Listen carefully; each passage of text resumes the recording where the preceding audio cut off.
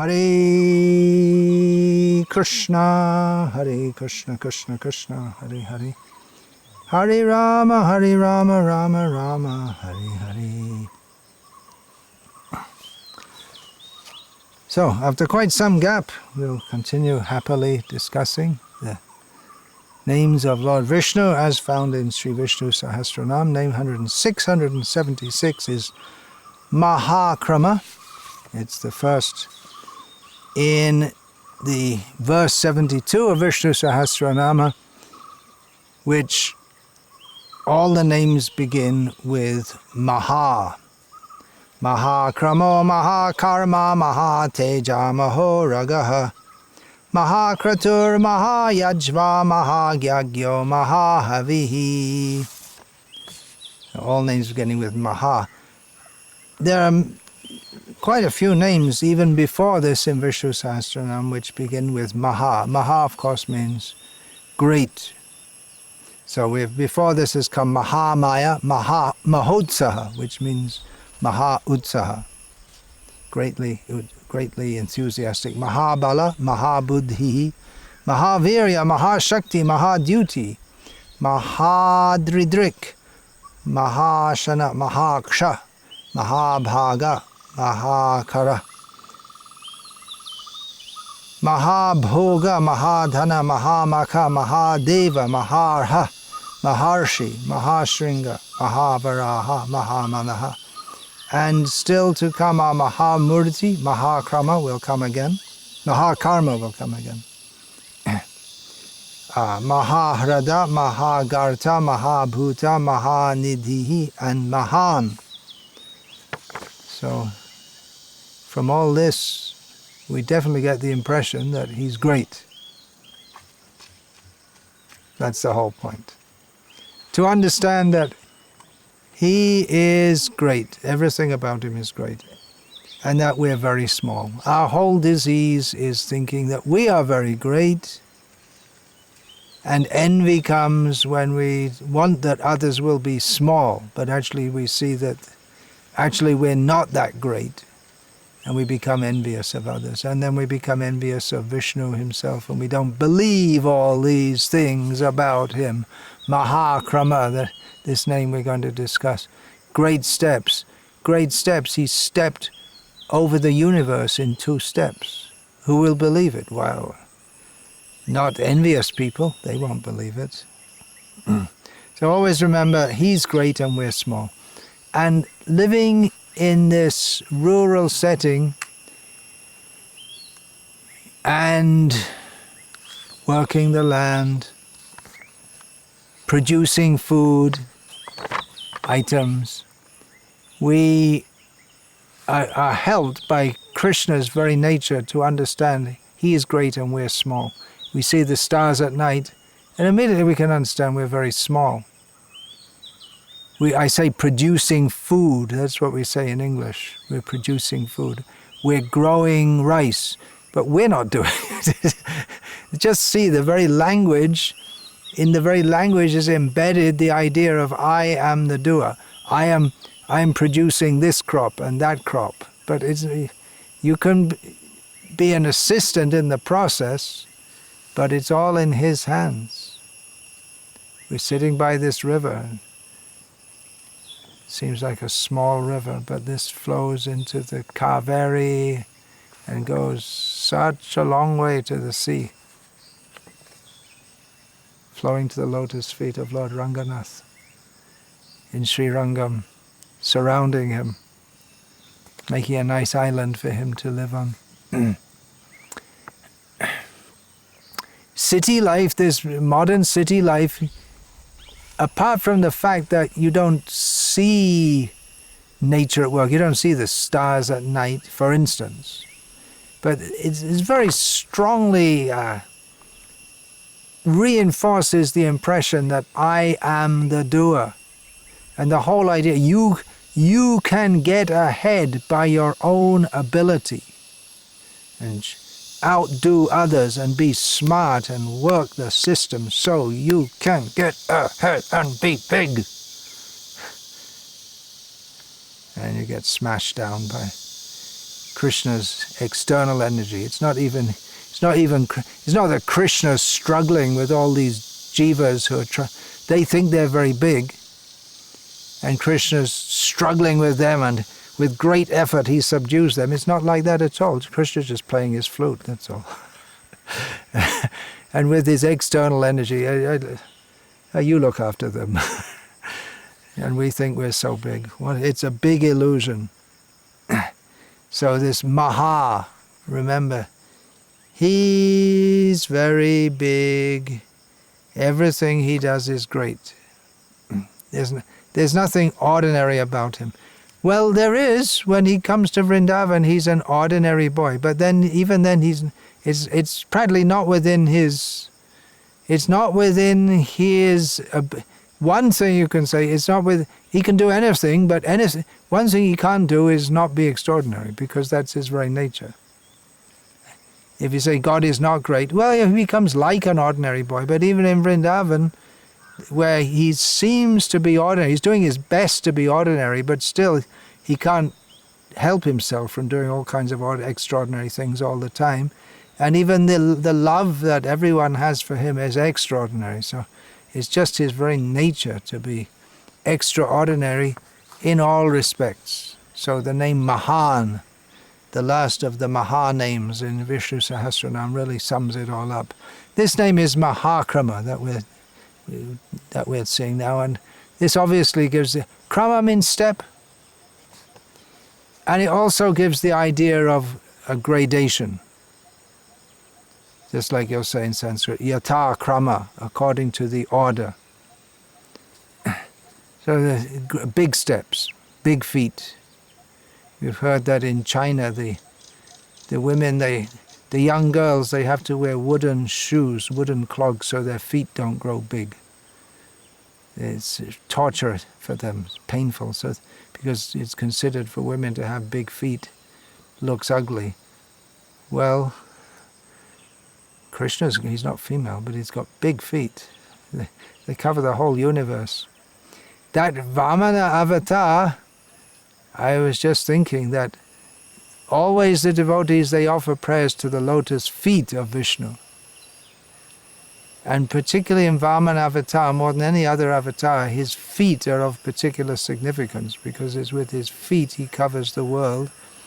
And his biggest and most important step of all was on the head of Bali, which only covers a tiny, tiny fraction of the whole universe. With 2 steps he covered the whole universe.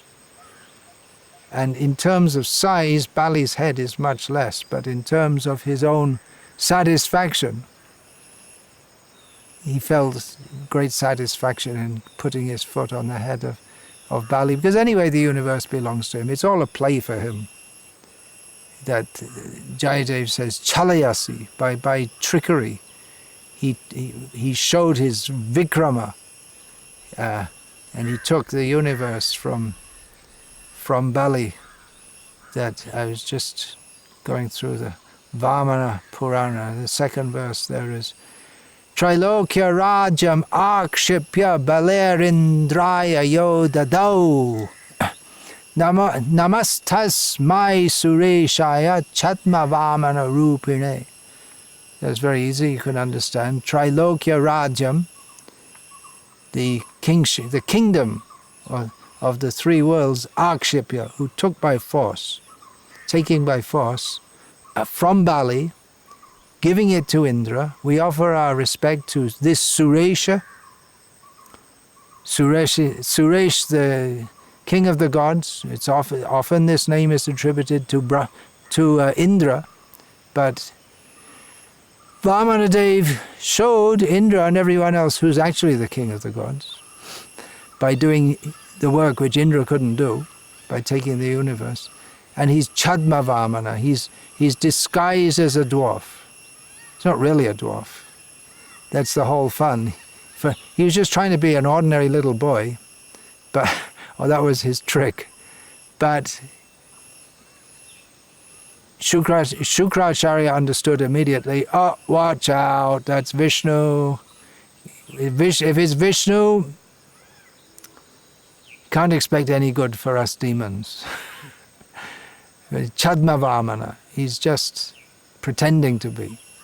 Just pretending to be a little boy, but actually his feet are so big. Little boy means got very little feet. And then he said to Bali, you give me 3 steps of land measured by my own footsteps, which is hardly enough. He could hardly cover 1 meter or something like that. Sometimes you see children, they do a game. They're seeing how far they can step. Minimum number of paces to cover an area. So Bali said, no, you're not very intelligent, you're just a little boy. You see, you're not very experienced. So you should ask for something more. Otherwise you'll have to come again, and it's shameful to me that you have to come again. Anyone who comes to me, they should not have to, for charity, they should not have to come again. And Bali said, no, you see, we're Brahmins and we should be content with just the minimum we need, as if he was just going to take a tiny piece of land. And then he expanded himself, and his little feet became the biggest feet of all.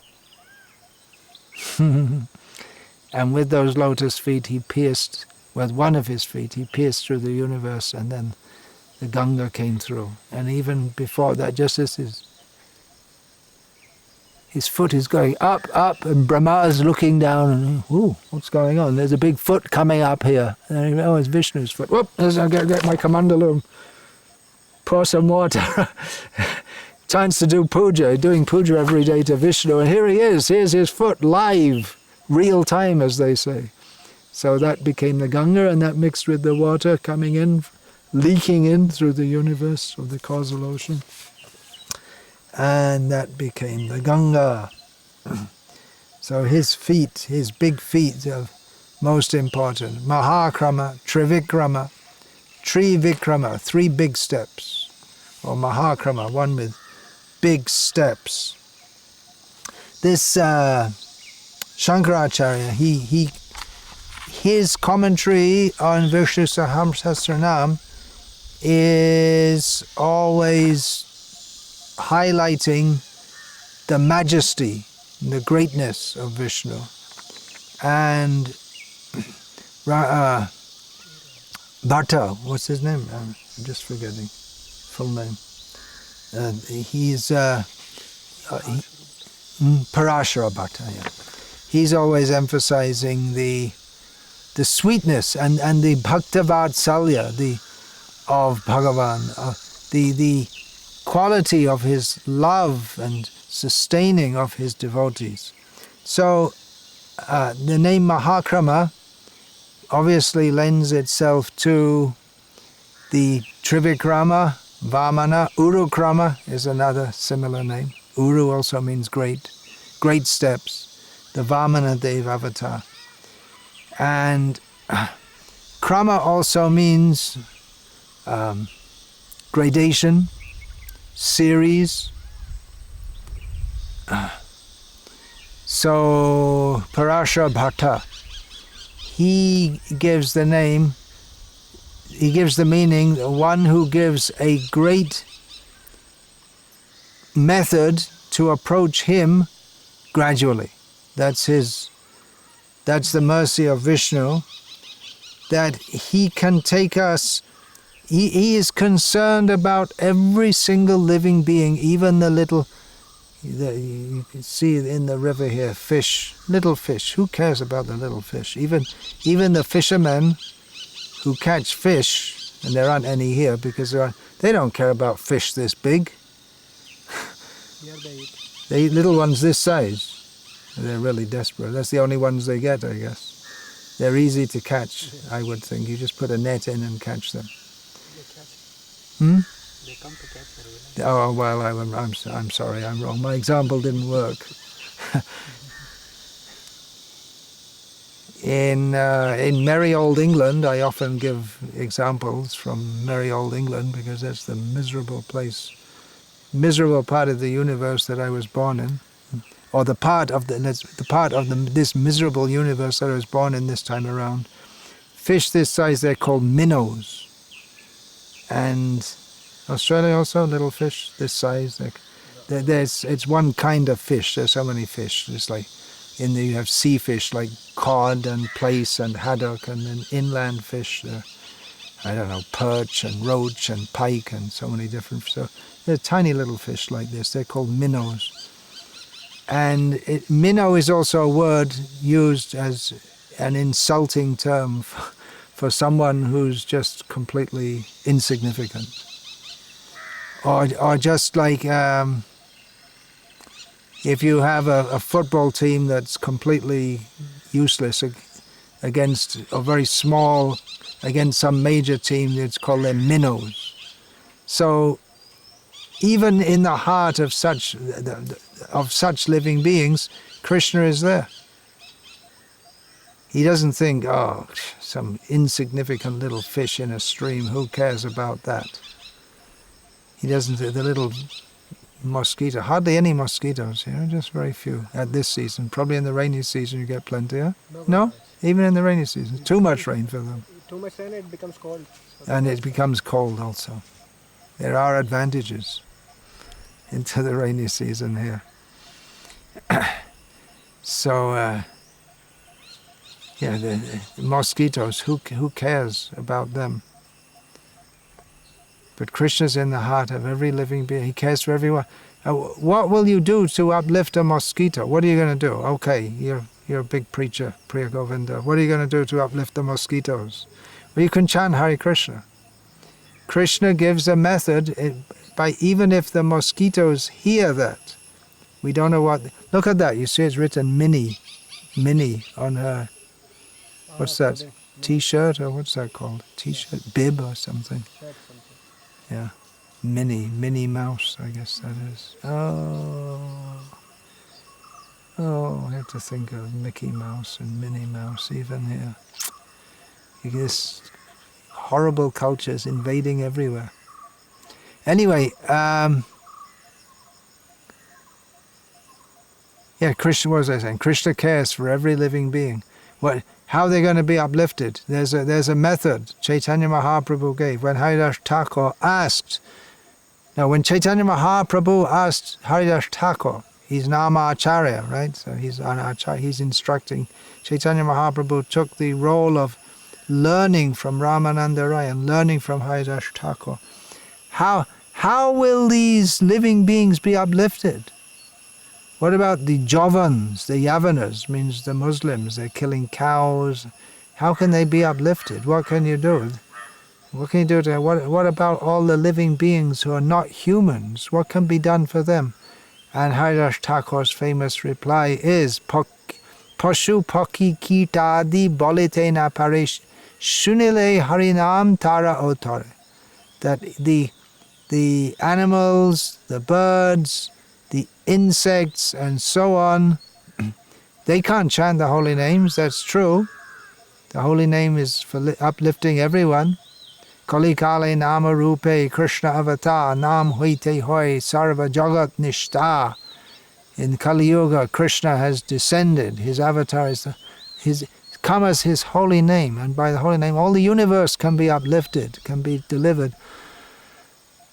So Haridas Thakur says that even the insects and the most insignificant living beings, even though they can't chant, if they hear the holy names, they can also be uplifted. So Krishna is thinking of the welfare of all living beings, and even if people, by performing sinful activities, they take birth in the lower species, Krishna arranges, and gradually they can become free from sinful reactions to some extent, and then get a human body, and then again get the opportunity to engage, or somehow or other come in contact with Krishna consciousness. Srila Prabhupada, Krishna sent Srila Prabhupada to preach in the Western countries. Srila Prabhupada recruited so many devotees for spreading Krishna consciousness, sent them all over the world.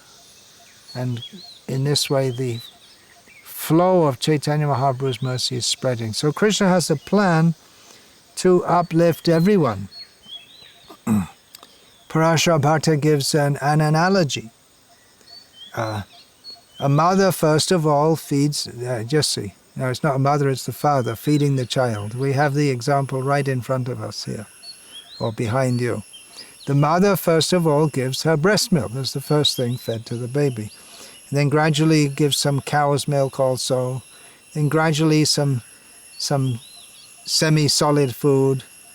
And then gradually some grains. And then fully solid food. And here you're feeding her rice, is it? Okay. And she's pointing at something. You don't know what she's pointing out. What do they see? Maybe she saw Krishna. You don't know. You don't know what they say. So, it's all Krishna's plan, how they can gradually eat various foods and then grow and become strong. So in the same, Krishna has a plan to gradually uplift us, even from the lowest species of life, up to the level of pure devotion. And the Varnashram system is supposed to regulate people's lives in such a way that they don't act in a grossly sinful manner, and to bring them in contact with Vishnu. Everyone in the Varnashram system recognizes Vishnu, and then by having devotees, you can gradually engage them, and it's from the karma kanda, they can come to nishkam karma, then jnana, and then gradually they can come to bhakti. And it's an ongoing process. Parashara Bhatta quotes from the Laghu Atri Smriti. Janmantara sahasreshu tapodhyana samadhibhihi naranam kshina papanam krishne bhakti prajayate. The sins of human beings get annihilated over a period of several births. Well, actually here it says Janmantara sahasreshu, over thousands and thousands of births, by means of austerities, meditation, and contemplation on him, and ultimately one gets devotion to Krishna. And then again, Bahunam Janmanam Ante Jnanavang Mang Prapadyate, after many births, one who's cultivating knowledge comes to surrender to Krishna. Abhyasa yogena tato mamit chabtam dhananjaya. By doing yoga practice, then gradually the desire to, or Krishna says, by yoga you practice yoga and strive to attain me. Vedanta Deshika, in his Tamil explanation of this, says that Krishna spoke to Arjuna the truth of Bhagavad Gita step by step. If he had said to Arjuna immediately, Sarvadhaman Parityaja, Arjuna wouldn't have understood. Even Krishna spoke he gave it step by step, but still Arjuna was getting confused along the way. So step by step he spoke Bhagavad Gita. Of course, Arjuna is a great pure devotee, but it's his pastime of apparently being bewildered. So Krishna gives a step-by-step path, and that's his greatness, his great gradation, Mahakrama, the great gradation, the process that he gives us to come to him. So there's a general process outlined, but as one of the commentators states, that his steps are so big and we are so small that we don't really know what's going on. Therefore, we should take everything as Krishna's mercy. We don't know what Krishna's plan is, but a devotee has the outlook, the faith, that whatever Krishna arranges for me, it's all for my purification. Whatever it is, it's all it's his arrangement. And with that faith, actually everything becomes purifying, everything becomes illuminating. If we think, oh, Krishna's putting me in such difficulty, now, see, Krishna's not allowing me to be Krishna conscious. Then one cannot be Krishna conscious. But in all circumstances, if one sees Krishna's hand and understand it's all Krishna's plan for me. Krishna's got a big plan for everyone. So that faith is required. that Krishna, although he's so big and so great, part of his greatness is that he's concerned about every single living being. And even though he's so great, he's actually personally concerned about me also. So that's another aspect of his greatness, that he's so great and we're so small, but then part of his greatness is that he is able to, and actually does, look after every living being, especially ye bhajanti tumang bhaktya maite teshu chapyaham, especially those who deliberately worship him in love, who make that decision to do so. His big step also gives the idea, he covers everything. Just as with his big steps he covers the universe. He always covers everything. That's as Vishnu, he's everywhere, so he's always got everything covered. That's there in the Gita, 13th chapter. What is that? Just came to my mind now. I should have looked it up. Sarvamavritya tishtati. Thank you very much. Krishna is always covering. Sarvata panipadam tat sarvatokshik shiromakam. Sarvata shutimal loke sarvamavritya tishtati. His eyes are everywhere. His hands are everywhere. Sarvata panipadam tat sarvatokshik. His heads and his eyes are everywhere. What's the third line? He's heard of everywhere, and he hears everything everywhere, and he covers everything. Sarvamavritya tishtati. So in that sense, by his big steps as Vamana, he covered the whole universe, but actually he's always covering the whole universe. He just visibly did it at that point, but actually he always does that. Another point, very important, we want to cross over this material world, right? We want to get out of it. Anyone object to that? Anyone want to stay here? Here you are. You are now a worm in stool. They have the prize on. What's your big prize? Your big prize is Mr. Sunil Gupta. Your next birth is a worm in stool.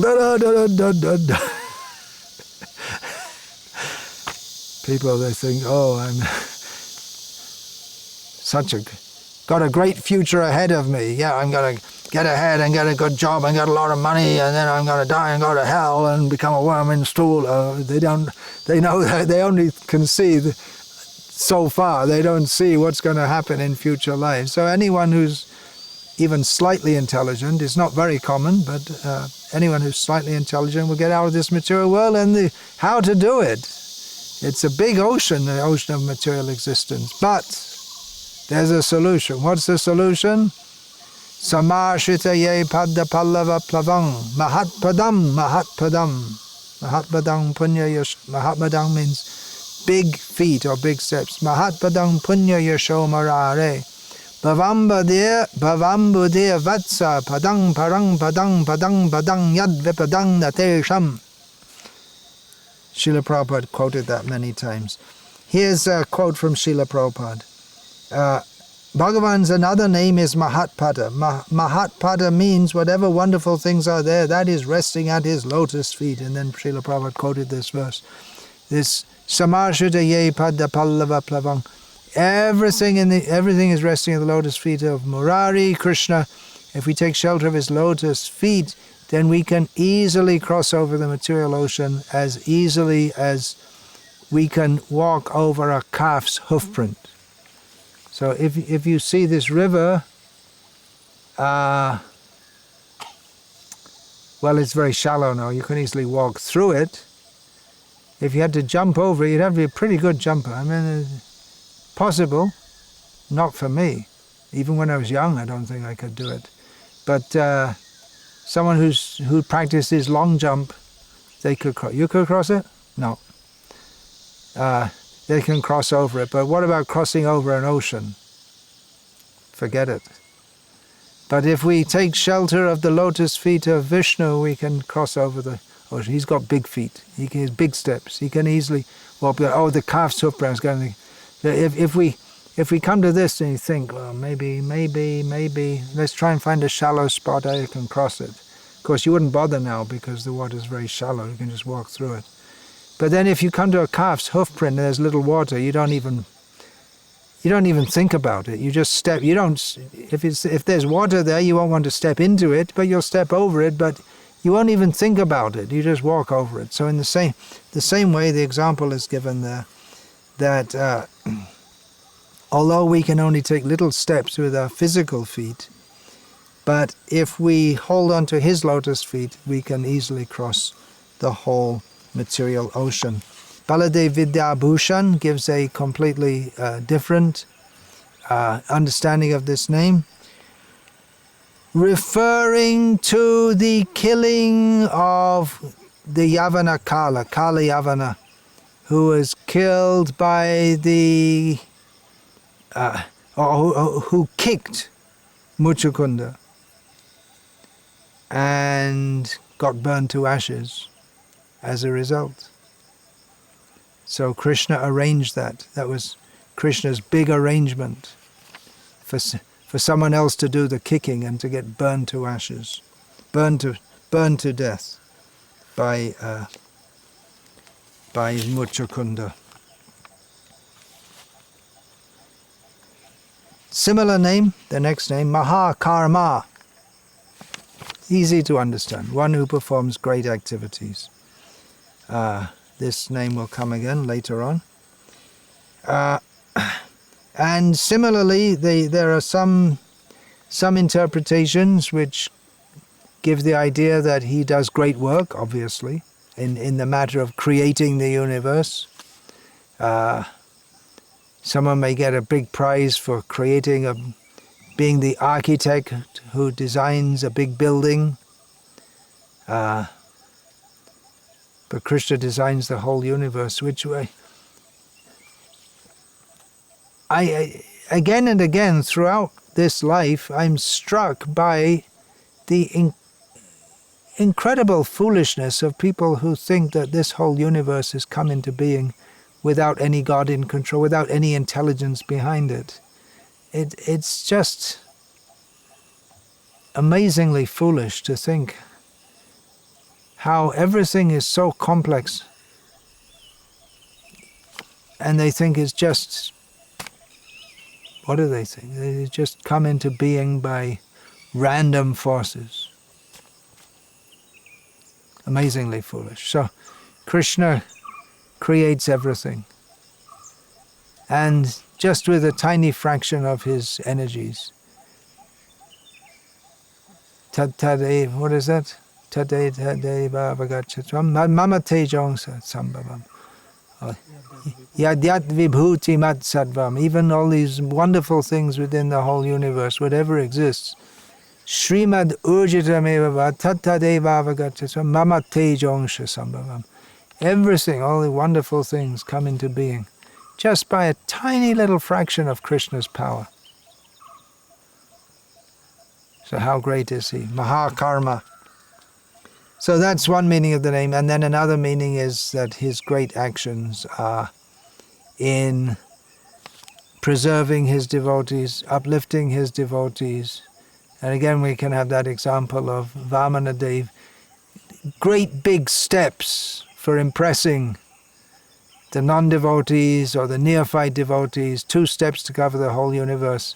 But then for the third step, that's the one which the devotees can really appreciate, that he was kind enough, having shown how powerful he is, he's so much greater than everyone, he was kind enough to put his third step on the head of Bali.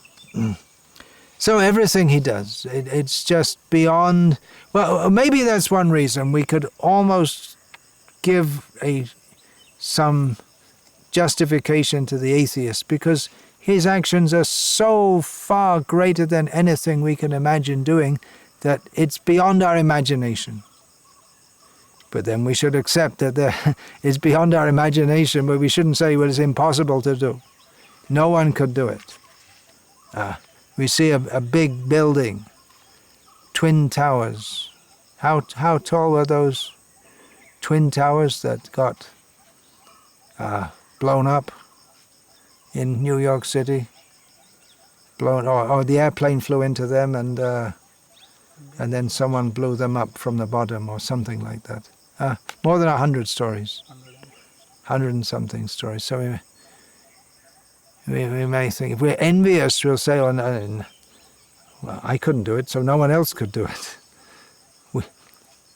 Could anyone here? Okay, now we're giving you a job. Now you have to.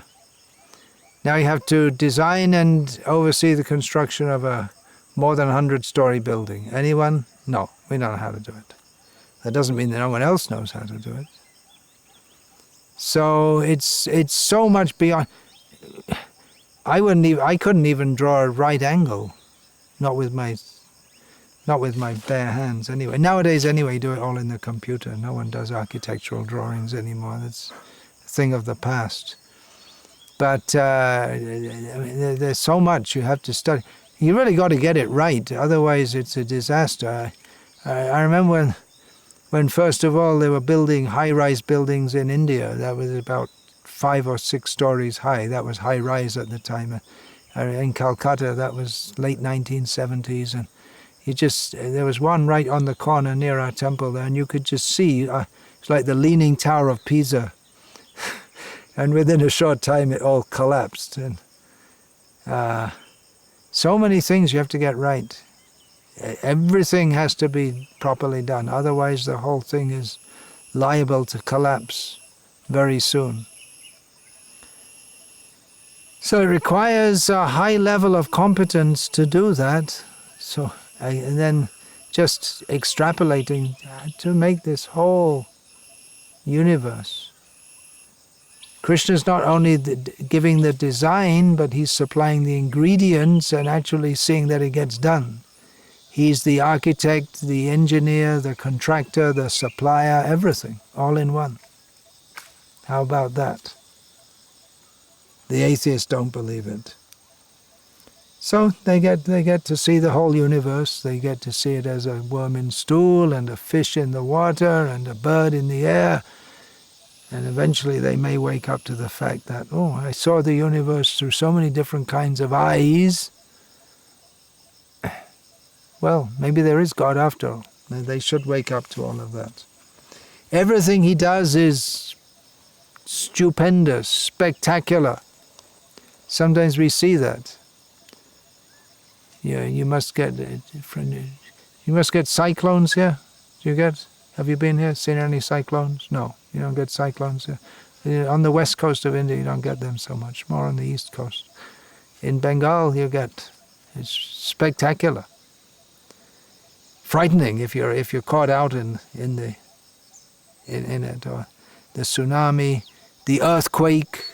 These are all signs of his great, immense power. So they're all signs that for all our plans we're dependent on him. Everything he does is magnificent. Yeah, sometimes we see that in nature, and then we can hear about it by hearing about his pastimes. His pastimes as a fish, as a tortoise, as a boar, as Narasimha, as Vamana, all amazing pastimes. Everything about him is great. And then even anything we see great in this material world, in this area, the Hoysala kings were very famous, and then Krishna, what was his name? Krishna Deva Rai, was it? And the great kings, and then Tipu Sultan was also somewhere around here, was it? Yeah, Mysore, yeah. So these are all big, powerful men doing great things, but the greatness of the great is Krishna.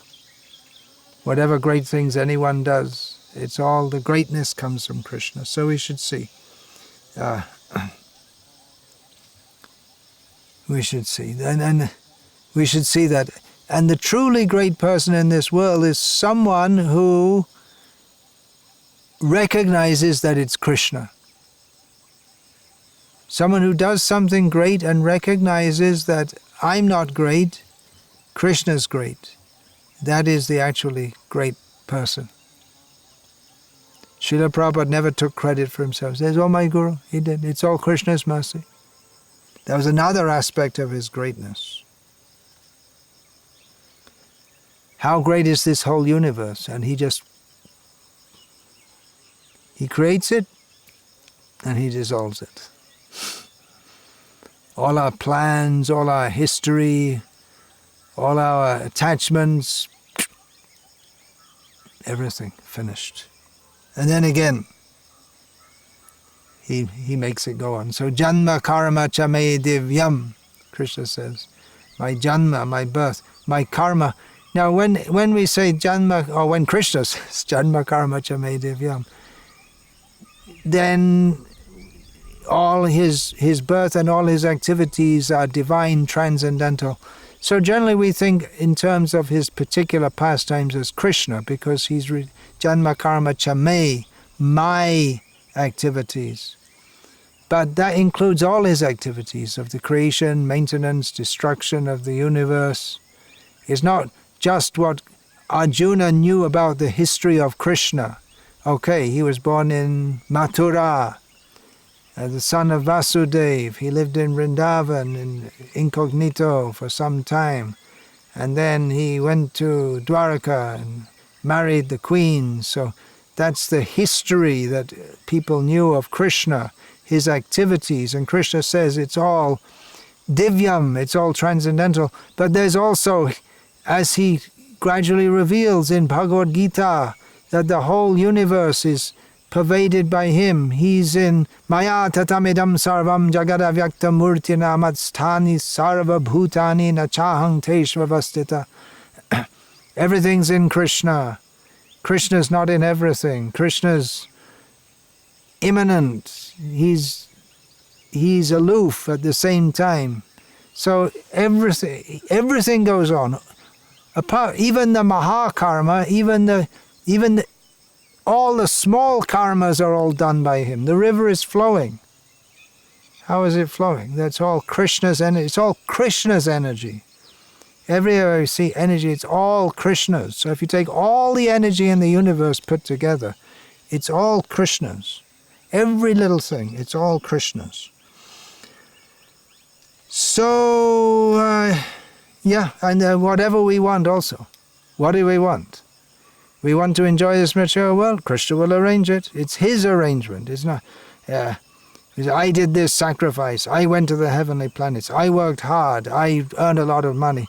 But it's all Krishna's arrangement. That's all. And then we have to suffer also. It's all Krishna's arrangement. And whatever we want. And then if we desire to attain him, he'll also help us. It's all Krishna's arrangement. Everything that he's doing. So, apart from his creating, maintaining, and destroying the universe, apart from as if it's for Krishna, it's just so that you meet someone and or you hear about them. Oh yeah, well, apart from creating, maintaining, and destroying the universe, I also look after a few cows. You know, it's like just well, I do that also. Yeah. What do you do? You meet someone. Oh, what's your name? My name's Govinda. What do you do? I look after cows. Oh yeah, I also create, maintain, and destroy the universe. Oh yeah, I forgot about that. Yeah, I should tell you that also. Yeah. Krishna, his mercy and kindness, they're also Maha. They're very great. Krishna's kindness is very great.